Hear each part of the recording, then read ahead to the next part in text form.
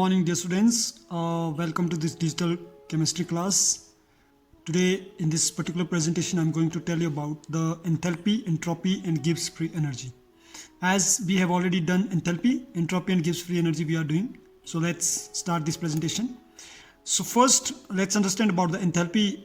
It is a chemical energy which is stored in a moving electron, in a vibration of chemical bond, or in a rotation and translation of molecules.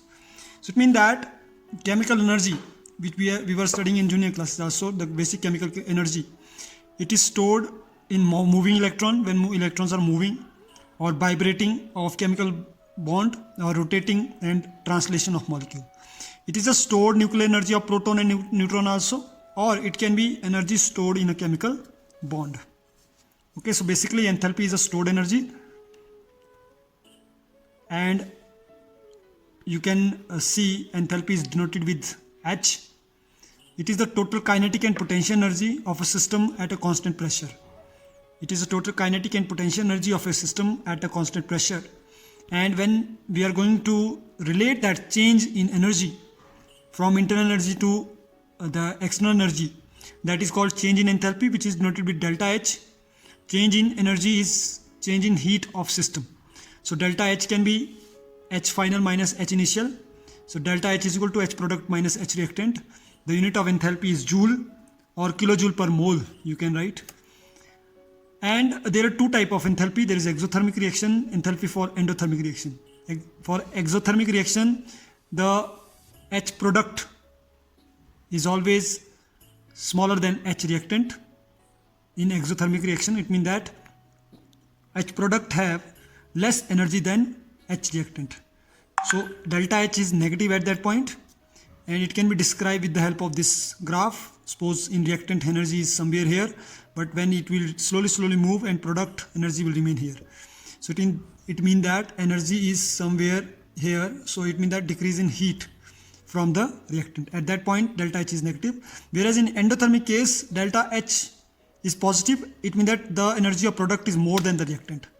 So you can see earlier energy is here and it reached up to this point. So heat energy is increased in endothermic reaction.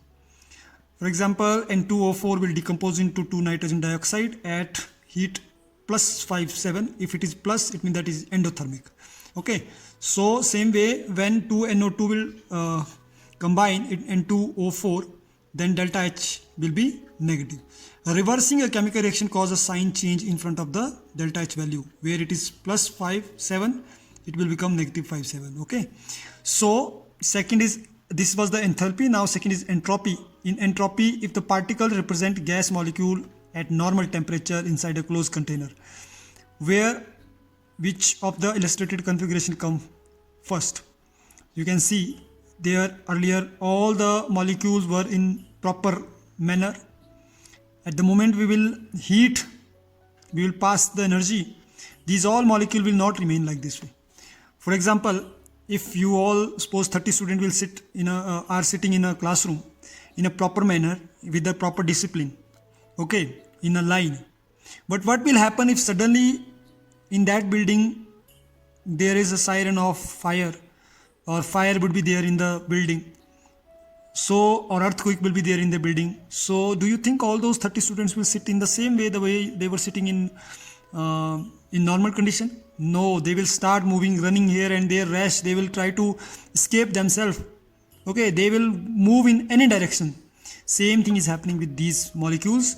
This time these molecules are in a proper order, but when we are going to increase the heat, these particles are moving. So, if you tossed bricks of a truck, which kind of pile of brick would you more likely produce? You see, if you will keep the bricks in a truck like this way or like this way, in which form you can see the bricks will come more?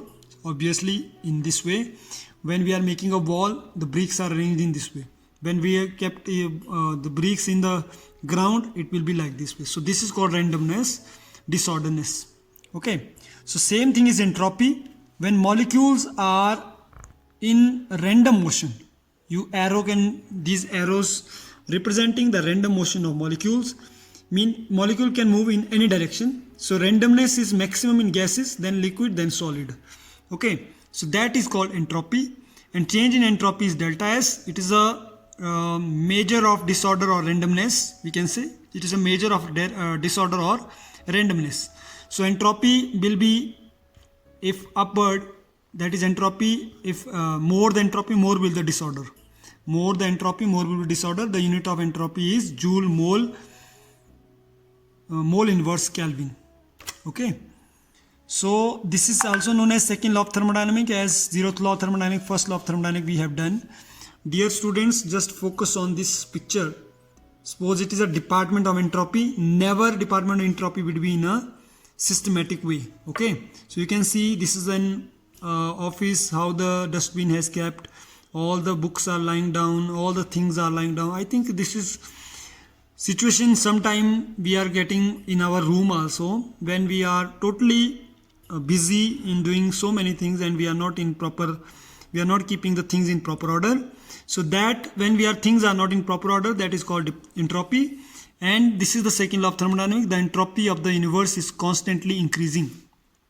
The entropy of the universe is constantly increasing due to the randomness. Okay, so how we can find out? In gases the maximum entropy is there, in liquid it is little bit arranged, but in solid it is properly arranged. So it means that the entropy change in solid is less than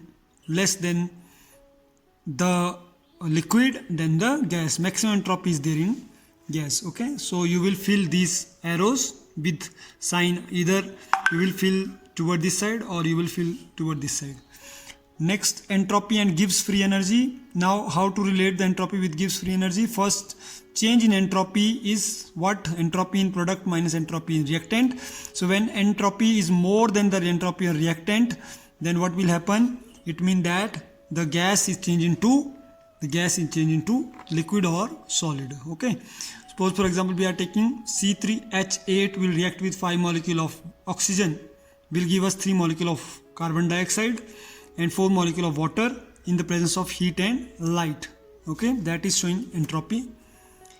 And hydrogen molecule when react with oxygen molecule, so because of their entropy, because of their randomness movement, because of their moving, that we are getting new molecule. That is, so here delta S, product is smaller than S reactant. It means that now gases are converting into liquid. Okay, at that time product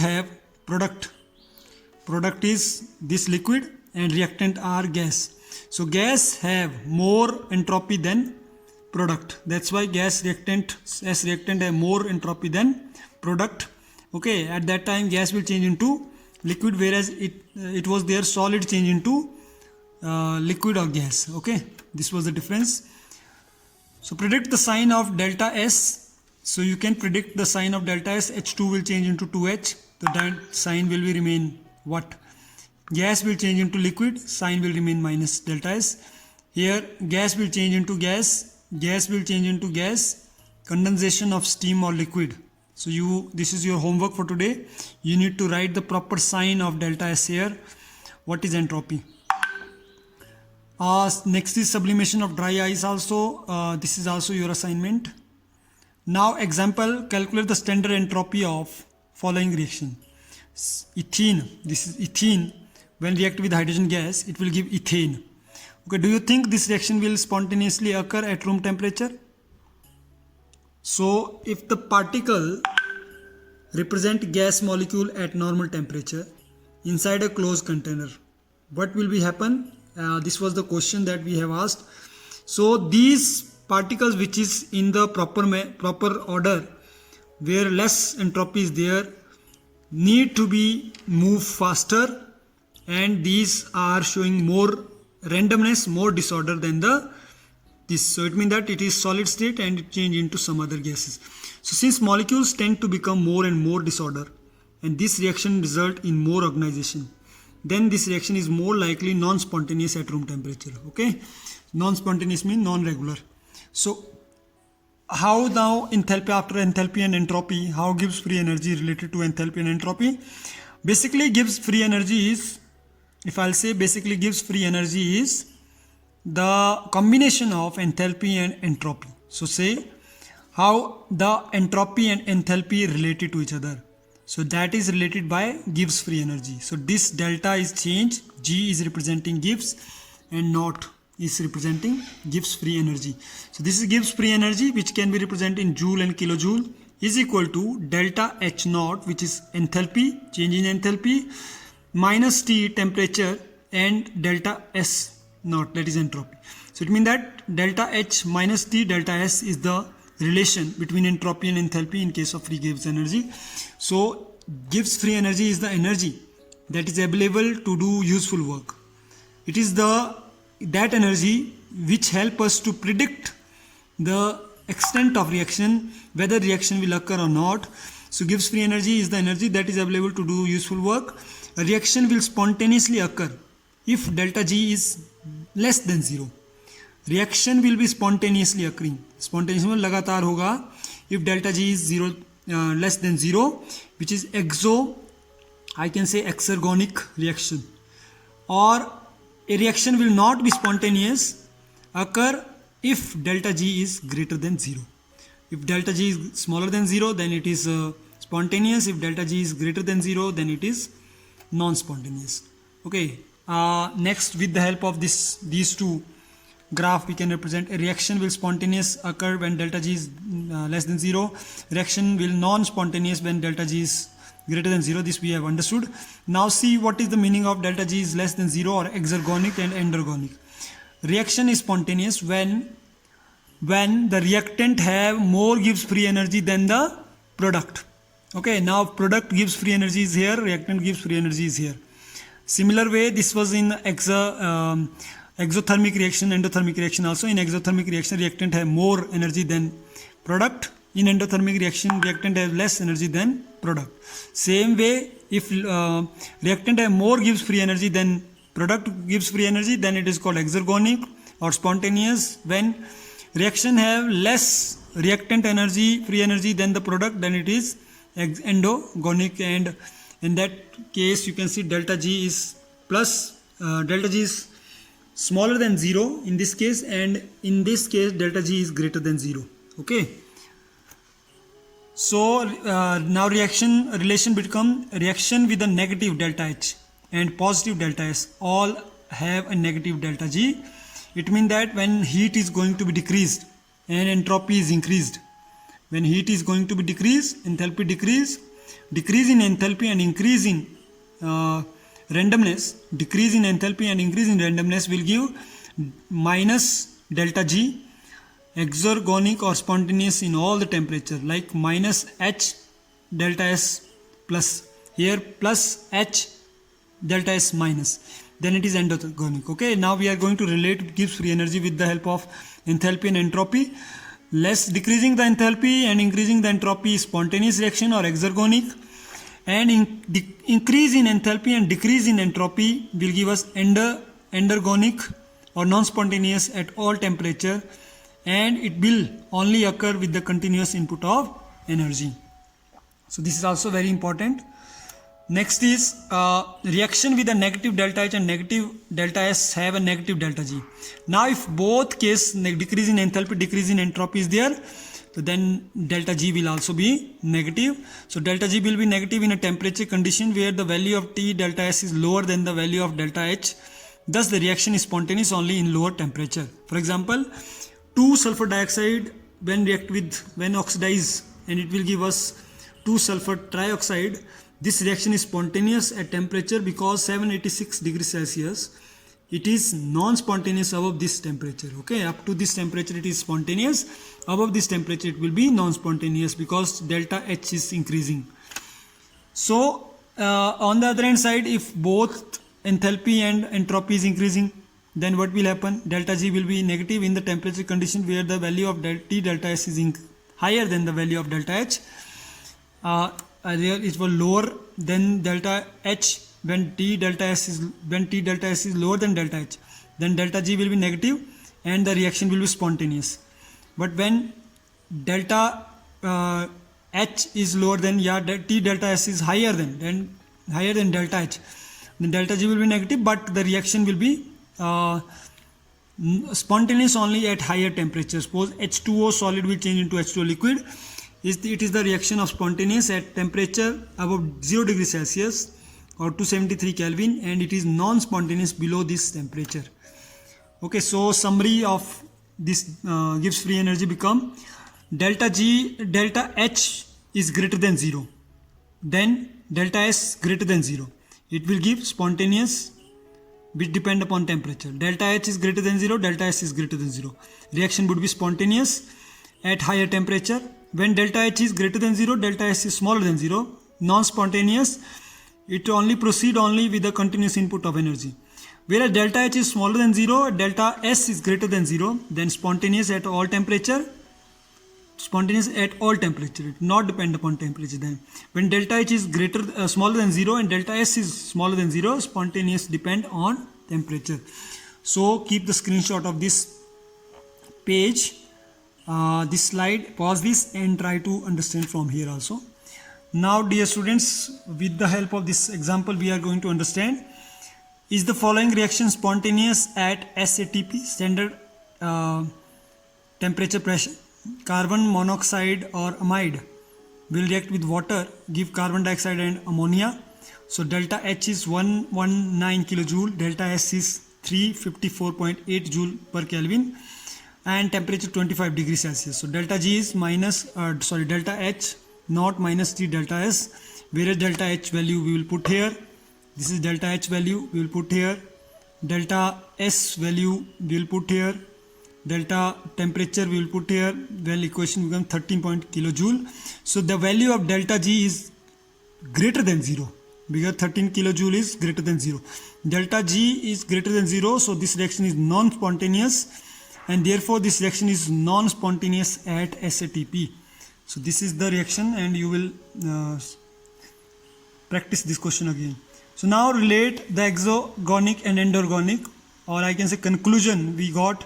When reactant free energy is more than the product free energy, at that time it is exergonic reaction. Product have less energy than reactant, energy released it means. When energy released, so it is spontaneous reaction, and it is in this process entropy will increases. Whereas on the other hand side, when reactant is smaller than product, relate enthalpy and entropy with the help of Gibbs free energy. So Josiah Willard Gibbs in 1839 and 1903 has concluded that enthalpy changes delta H and entropy changes delta S. Both have a say in whether or not a reaction is spontaneous. Mean we can predict whether the reaction is spontaneous or not. Spontaneous लगातार होगा या फिर कहाँ रुकेगा, okay, और लगातार नहीं होगा. That spontaneity and non-spontaneity we can predict with the help of enthalpy change and entropy change. Spontaneity is determined using the equation of Gibbs free energy by taking this equation, delta G naught is equal to delta H minus T delta S naught, okay, where we found that naught, this 0 which is in the power, that 0, this 0, this 0, this 0 or not, you can say this not shown standard condition are optional.